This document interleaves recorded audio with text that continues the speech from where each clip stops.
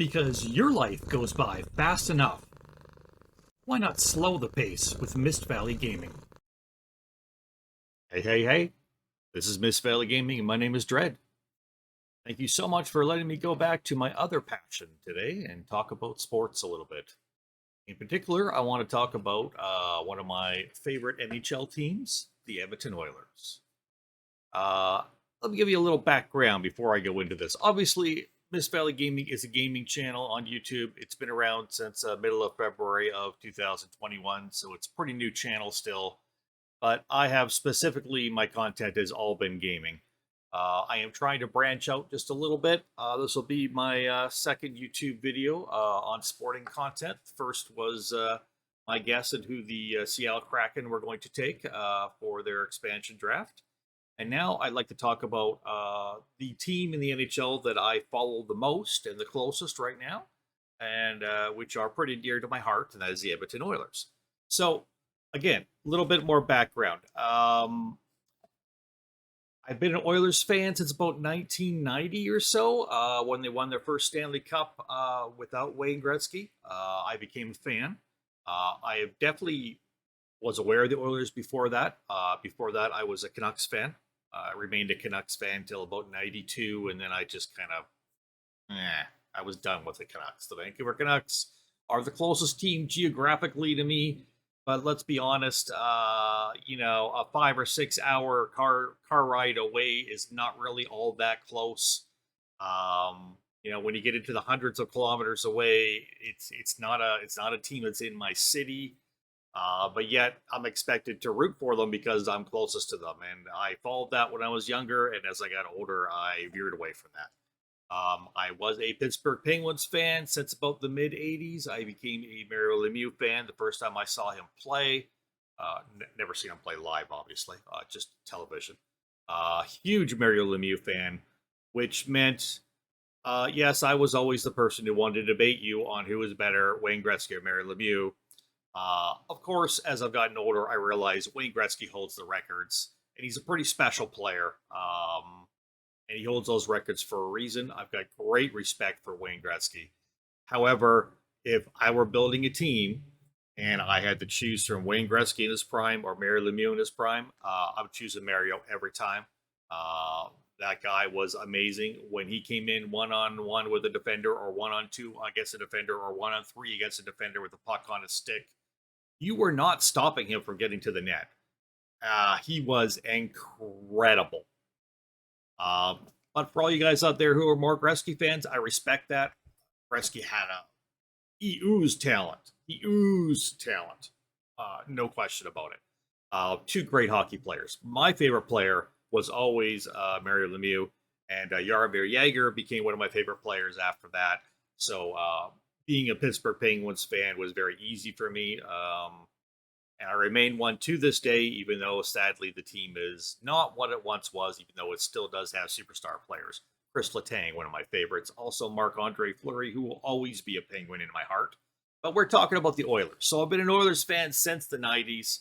I liked the Oilers before that. I had a great respect for guys like Glenn Anderson and Paul Coffey in particular. I loved Esa Tikkanen. I thought he was hilarious. Those were the three Oilers players I was probably closest before that.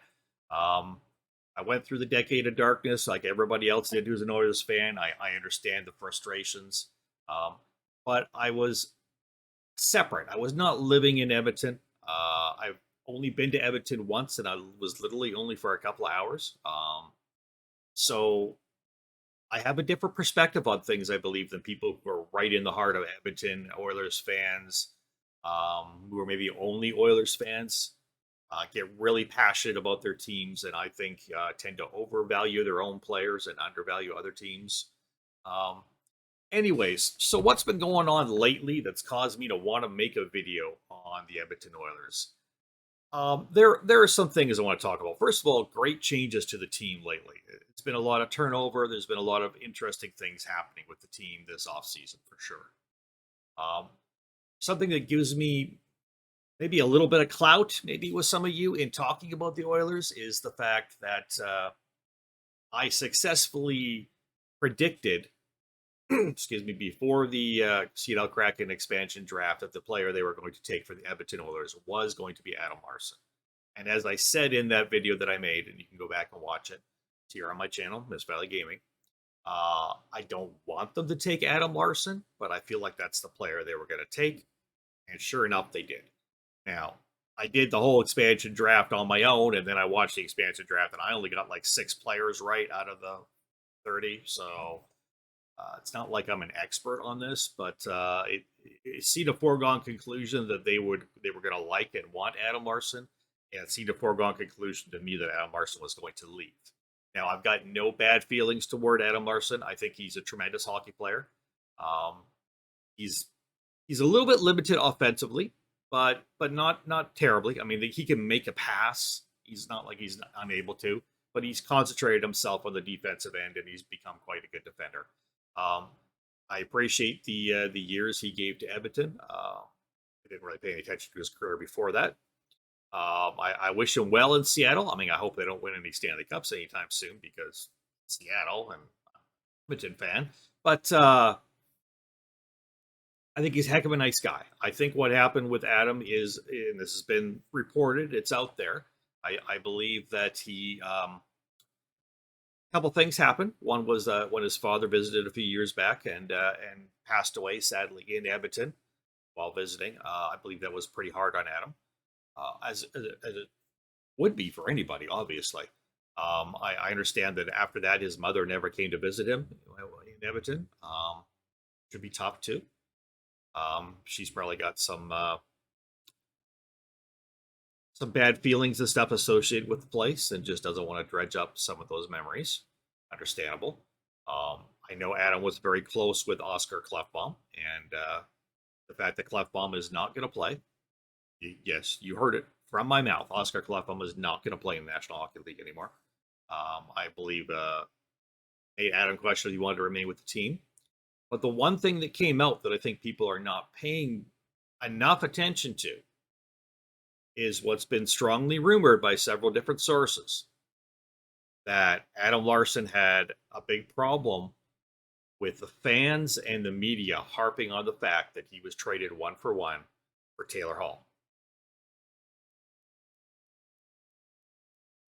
And that's a lot of what I want to go into today, is how the fans and the media are conspiring to try to ruin the Edmonton Oilers. I believe that is happening.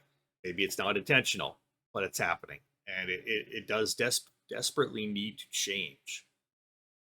Ken Holland has come in and is trying to do a culture change on this team. And he's got the support of the leaders of the team. He's got the support from above in the organization. He's got the support of the owner. He's got people in the media who are constantly jabbing at him and attacking him. He's got people on blogs and podcasts who are constantly saying he should have done this instead of what he did. He should have done this instead of what he did. What is he, some kind of idiot? Why didn't he do this? I would have done this and the team would have been better. I got to tell you, if you're a fan of the Oilers, stop paying any attention to the people who have big swelled heads and bad attitudes. If they are trying to claim that they are a better general manager than Ken Holland, and that they could do a better job than he's doing, think about that for a minute. If they were a better general manager than Ken Holland and they do a better job than Ken Holland's doing, wouldn't they be a National Hockey League general manager? Heck, wouldn't they be a general manager in the American League or the East Coast League or a junior league somewhere? The Ontario League, the WHL, the QH, the QMHH. Go back. Thank you. Words are hard. Wouldn't they be the general manager of a Pee Wee team? Wouldn't they be doing something? If they're not been hired to that position, it's because they're not qualified. If they're going to talk about it like they are qualified and they are better than those who were doing the job, let me tell you, not one of those people saying those things, not a single one, could even hold a candle to Peter Chiarelli. Think about that. Yet they're spouting their stupidity and their venom constantly. They're riling up a portion of the fan base who are turning on the general manager, the players, the organization. And it's affecting players like Adam Larson, who no longer want to be an Edmonton Oiler because of that. Now, it's not only because of that, but that does play a part. It's hard enough to get a hockey player who's been playing in a sunny area like Florida or California or somewhere. If you want to come to Edmonton, higher taxes, a smaller city perhaps than they've been in, maybe not as much to do, um, and friggin' cold. I mean, again, I was only in Edmonton for a couple hours of my entire life, but I know enough to know Edmonton's north. It's more north. It's cold. It's going to be more cold than things that are more south than it.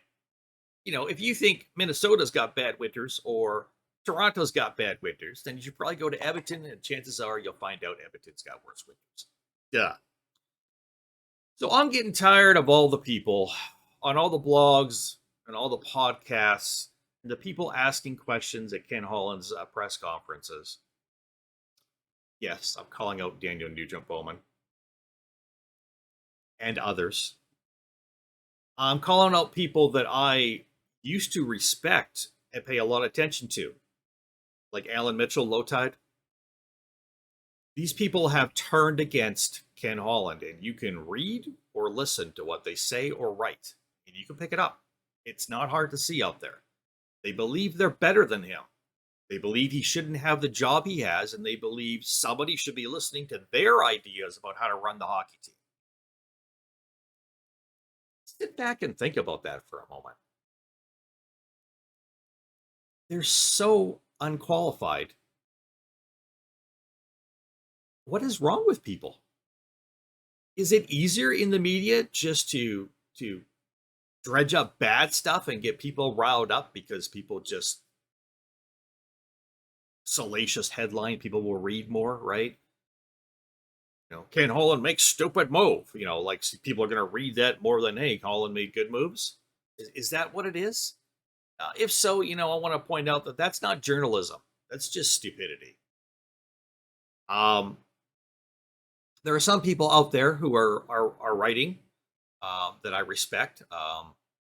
Beer League Heroes has turned into someone who I really appreciate what they've been doing lately. I probably have about 90% agreement with the stuff that they write. Very reasonable opinions, and I get it. I agree with most of it. Original Pauser, I'm not sure how that's pronounced, who tends to comment on different articles and also, especially low tide articles. We found commenting on stuff and also giving updates on prospects from around the globe and stuff. Seems like a really good person. I probably have about 80% agreement with him. Most of the other ones, honestly, I start reading articles and I hardly ever get through them anymore. I just can't. The tone is all wrong. It's antagonistic. It's messy. It's ugly, and it's turning people off, and it's turning players off. And that should be a concern if you are a fan of the Edmonton Oilers. Um, let's talk about what Ken Holland's done. So he lost Adam Larson, and that sucked. Um, again, I don't blame Adam for leaving. I wish he had stayed. But if he was not happy, then I always say, if you're not happy, go do something else. If you're not happy in your job, do something else. Life is not worth being miserable. Either fight through it, figure it out within your own head, or figure out that, hey, it's not in me, it's around me, so I got to split and do what you got to do. Ethan Bear, I got nothing against Ethan Bear. Ethan Bear, by all accounts, is a nice young man. Anybody out there who says Ethan Bear is a first pairing defenseman is quite frankly an idiot. Yes, a couple of years ago, Ethan Bear came into camp in great shape. Won himself a job unexpectedly on the blue line. Obviously, he came in feeling really good about himself and really confident, and that carried over through a lot of the year for him. He ended up playing a lot with Darnell Nurse on a first pairing. Nurse took that big step that year. and showed he was a first pairing defenseman. And I think he kind of helped prop up Ethan a little bit because Ethan was still a pretty young guy with not a lot of experience. Ethan has a little bit of offense. Ethan has a little bit of defense. He's not superb at either. He's not the most physical guy. He's not strong. He's short. Um, Ethan is, in my opinion, a 5 or 6 defenseman on most teams, with the ability to move up into the 3 or 4 if an injury happens, and he can do that for a while. Should not be on a first pairing. People who are saying Ethan Bear is a top 4 defenseman on the Oilers, sure he is, but not if you want to be a winning team. He's not. I'm sorry, and that's no slight against Ethan. That's just slotting him into the proper spot he should be in. He should be in a third pairing. Ethan went through some abuse after, amazingly enough, from fans of the Oilers. He went through abuse. They abused him online. Um, and you're going to be like, well, they weren't real Oilers fans. Really? So people who aren't fans of the team at all suddenly are going to contact a player on the team and hurl a nasty racial insults at him after the team got swept in the playoffs? Why would they bother? They're not a fan of the team. Why would they do that? Yes, those were Edmonton Oilers fans who racially attacked Ethan Bear. Went after him. From what I could read between the lines, went after his family. And he had enough. He wanted out. And I believe he told Ken Holland that he wanted out. And Ken Holland, being a nice guy, traded him. Picked up Warren Foegele. I think that's how it's pronounced. Warren Foegele. Warren seems like a great guy. Will be a good, strong fit on third line and could probably move up to a second line in a pinch and help out there as well. He's a good, honest, hard-working hockey player. No problem with that trade at all. Gonna try to tell me Ethan might be a better player than Warren? He might be. One day he might be. He might end up being a better hockey player. That's true. Right now, I think it's a pretty even deal, and I think the Oilers got something they needed. Hard-working left winger for a third line. And I believe they got rid of something they didn't necessarily need, which was a guy who was going to, take time away from Evan Bouchard on a third pairing.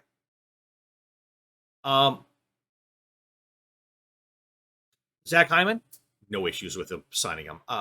Yeah, is it too long of a deal? Of course it is. But if it's been a 6-year deal, it would have been what, $6.5 million maybe per year. So they brought the price down by extending him. At the end of the deal, it may not look great, but you deal with that later. Unattended, you deal with that later. I got no issues with Zach. In fact, I think from everything I've read, he seems like a fantastic guy, great human being, and he wants to be here. So awesome. What else can we say? Hey, they signed Cody Ceci. Again, probably gave him a little bit more money than I would have liked, but that's okay. Sometimes you need that to lure a player to Edmonton. He had a pretty damn good year in Pittsburgh. Before that in his career, he's been up and down, but he was also younger. He's at an age right now where he should be staying steady. Is a second pairing going to be too much for him?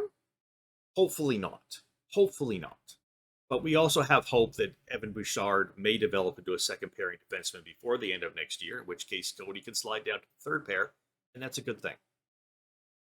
I'm not even going to comment on our trade with the Blackhawks because that one's been beaten to death. And I will say I am completely in favor of it. You bring in a Stanley Cup winner who wants to be on the team, a multiple Stanley Cup winner, a multiple Olympics winner, a guy who has done nothing but win, who's in fantastic shape, and who will be asked to do less on the ice than he was in Chicago. I got no issues with that. I got issues with people who have issues with that, who want to stand out a soapbox and scream to the world what a terrible trade that was. Well, I'm going to say, if you're saying that, you're trying to get attention and you don't really know much about hockey. So maybe you should go back, hit the books, and learn a little bit. Goaltending. Got no problem bringing back Mike Smith. I think he's fantastic for the team. No, I don't expect him to be as good as he was last year. There's more games. Um, he's gonna come down a little bit in his stats. I think he'll still be good. I think he might be a little bit more streaky, so you might get some of those streaks where for a month or so he's not as great. But he is not going to be playing every game at his age. And I think his attitude is what's best for the team. I think he's got that kind of attitude this team needs. As long as he can still play hockey, he should be an Edmonton Oiler. Mikko Koskinen, I'm sorry, I think he's a terrible goaltender. That's just my opinion. There's something going on. It's not so much he's a big goalie who covers a lot of net. He should be able to stop the puck. Something going on between his ears. Maybe that was pandemic related. Maybe as we go forward, he'll get better. But I don't have a lot of hope for that. I think there might be some regret in not being able to get rid of him if they're not able to before the season begins. I would much rather them go after disgruntled New York Rangers goalie Alexander Georgiev. I'd like to see them offer, a minor leaguer and a couple of second round picks to get him, but that's not going to work because it's going to put the Oilers over the cap. I believe the goaltender for New York makes about $2.45 million for one more season, and then he's a restricted free agent. Any trade involving him with Edmonton would probably have to start with Zach Kassian. I'm a little hesitant about giving up on Zach yet. But it could be done. It could be done. I don't know what else New York would want, though, with him. First round pick is not in play unless it's maybe 2 years from now. I would hold on to next year's first round pick for sure because they just need to keep the prospect cupboard full. So I'm calling on people out there. You're fans of the Oilers. Stop following, stop reading, and stop listening to people who are bad-mouthing the team, who are saying that they know what's right and the people in charge don't. In fact, not only stop listening and reading about those people, but start calling them out. Let's put some pressure on these people to either change your tune or shut up, one of the two, because you are about to ruin this team.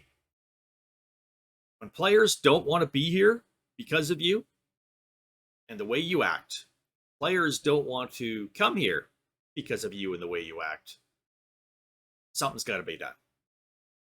And right now, with Ken Holland in charge, it's not the organization that's turning people away. It's the fans and the media. The two go hand in hand at this point because they're locked step together. Too many of them. So, in my opinion, we need to do something about this. But I think the Oilers, as an organization, are going in the right direction. I look forward to seeing how things work out. Derek Ryan was a good signing too. Almost forgot about Derek Ryan. I know he's before he was in the NHL, he played in Alberta. He also played in Alberta recently with Calgary, so he's familiar with the Albertan scene. I like the fact that he's got experience and he good face-off percentage. Would have rather have Ryan Getzlaf if we had managed to get Ryan Getzlaf on a really cheap contract to be our third line center. I believe this team would be over the top favorites for the Cup, but he didn't want to come here in the end, so we move on. But yeah. So yeah, shout out to Beer League Heroes and Original Poozer. I don't know if anybody out there is really going to be watching this because, again, I just think a little YouTube channel where I do gaming stuff, and I'm trying to branch out every now and then into sports because it is my other passion. By the way, LA Lakers. I'm not really a big LeBron fan, but I am a huge Russell Westbrook fan. So I'm looking forward to another championship. And thank you so much for letting me talk about the Edmonton Oilers today. And I appreciate it so much. And hey, go Oilers, go. And Lemieux is the best. Thank you very much, everybody. Talk to you later. Peace out. Because gaming should be fun. Slow your pace with Mist Valley Gaming.